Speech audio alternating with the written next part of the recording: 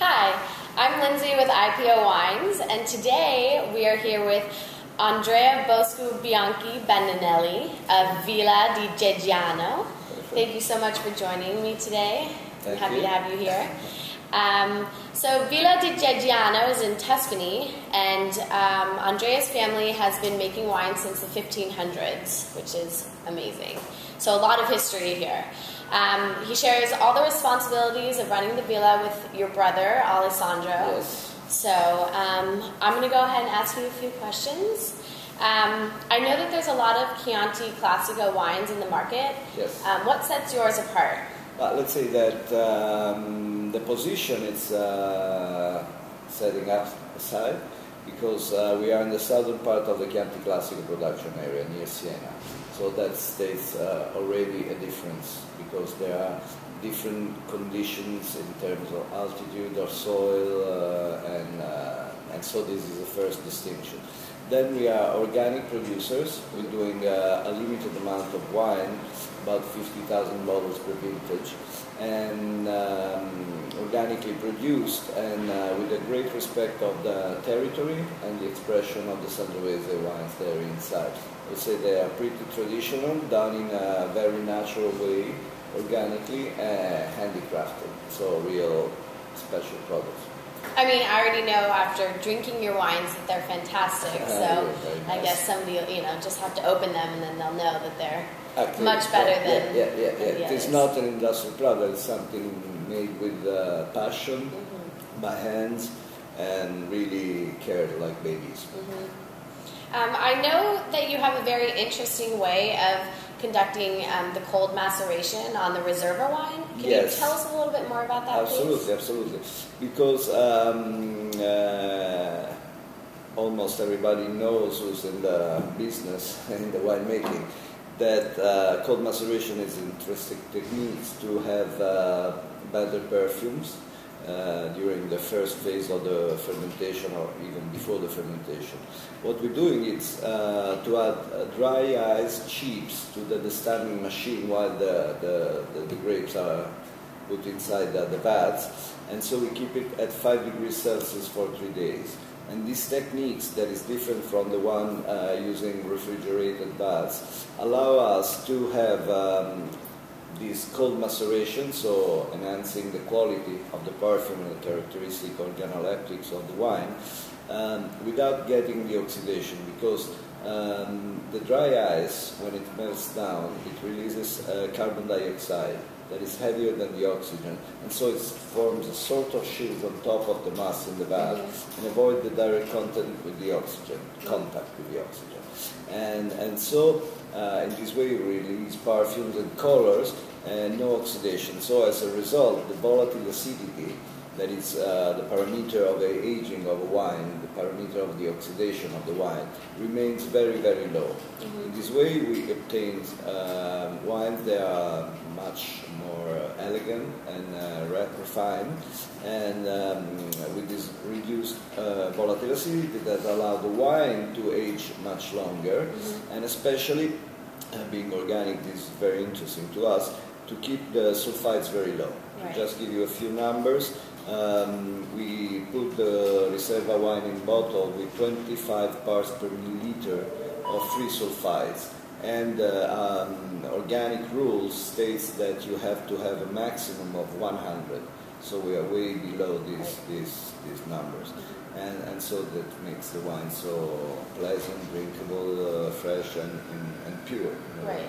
And I know like sulfites are kind of sulfites are kind of under a big debates today, but I really don't think they are so bad as they have been depicted. Yeah. First of all, because there are sulfites already in the grapes, natural sulfites, so there's nothing strange. Of course, in the industry, in the large production, in the low quality wines, they are not very well done or whatever. You have to add a lot of sulfites to keep the wine stable. But if the wine has been done correctly and it's clean, with right amount of sulfite, they're not so dangerous. I would say that I would be more preoccupied by the chemicals, the residuals that you can find in the wines in a traditional traditional chemical conducted vineyards where they use herbicide, fungicide, and all these kind of systemic products they are getting inside the grapes, and they remain into the bottles, and those are really sometimes very bad chemicals. So those are what are worrying me more. Right. So for somebody who's looking for, a good example of an organic wine with less sulfites, I guess all of your wines I think would be a perfect choice, but especially the Reserva with low sulfite. Exactly. Also because it's a wine that is destined to have a long life ahead, because it could be kept for up to 40, 50 years. Wow. And in this case, some people tend to be on the safe side, adding more sulfite, so they think the wine will last longer. Mm-hmm. But I would say that it's not necessary. If the wine, I repeat, is well done, and it has the characteristic inside that allow a long aging, that can be done without many sulfites. Great. Yeah, it's such an interesting way, though, the cold maceration. I'd never heard of that before. It's never been so popular as now, because now more and more wineries are using that. Mm-hmm. Because traditionally, these results, that it's well-known techniques, was achieved through refrigerated vats that are doing this job in terms of extraction of the perfumes. But in this phase, without this kind of precaution, the wine is getting oxidated because the fermentation is not starting. The wine stays there, the must stays there, and so you have this little issue, let's say. Yeah. Okay, well, the final question I would like to ask you that I always ask is, what is your favorite bottle of wine, and what song would you pair it with? Let's say it's difficult to have a favorite bottle of wine. Of course, my favorite in terms of complexity of the wine and pleasure of drinking is the Riserva wine, and that's an easy answer. There are some vintage that I particularly love, and one of my favorite, also because it's been widely appreciated and it's been obtained in a pretty difficult year, it was the Riserva 2003. Okay. Because that was a very hot summer, very pretty dry, and so most of the wines tend to be a little bit less fresh, a bit more jammy. But that year we've done a right decision not to cut the leaves close to the harvesting, because we saw it was very, very hot. So we decided to keep them in the shade of the leaves. And as sometimes happens, we made the right choice, the right decision, and so we were able, even in that not perfect condition, to have a wine very fresh and very rich, full of flavors, but without getting this heat stroke.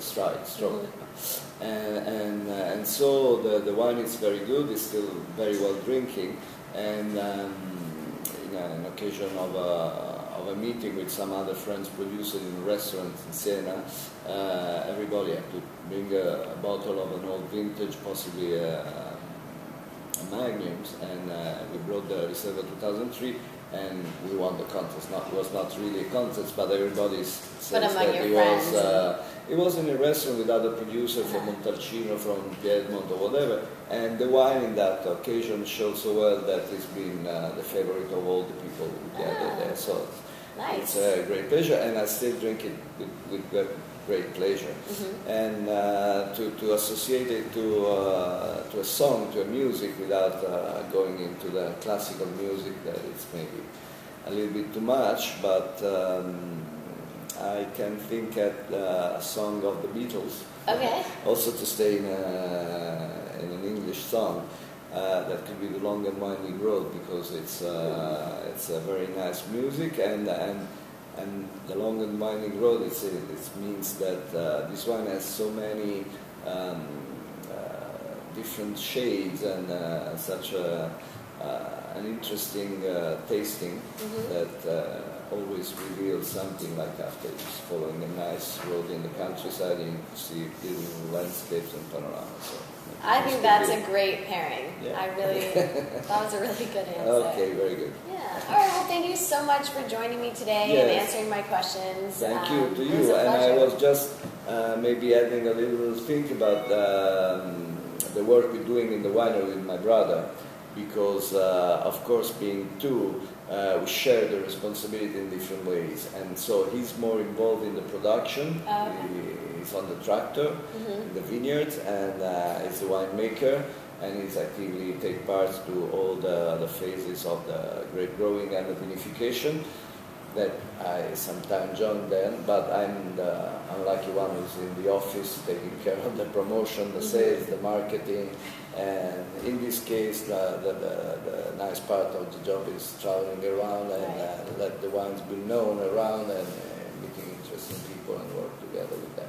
Well, it seems like you guys are doing a great job sharing the responsibilities. We try to do our best. Yeah. All right, well, maybe we'll get your brother out here sometime soon. Yeah, absolutely. All right, thank you so much. Thank you, Lindsay. Thank you. Thank you.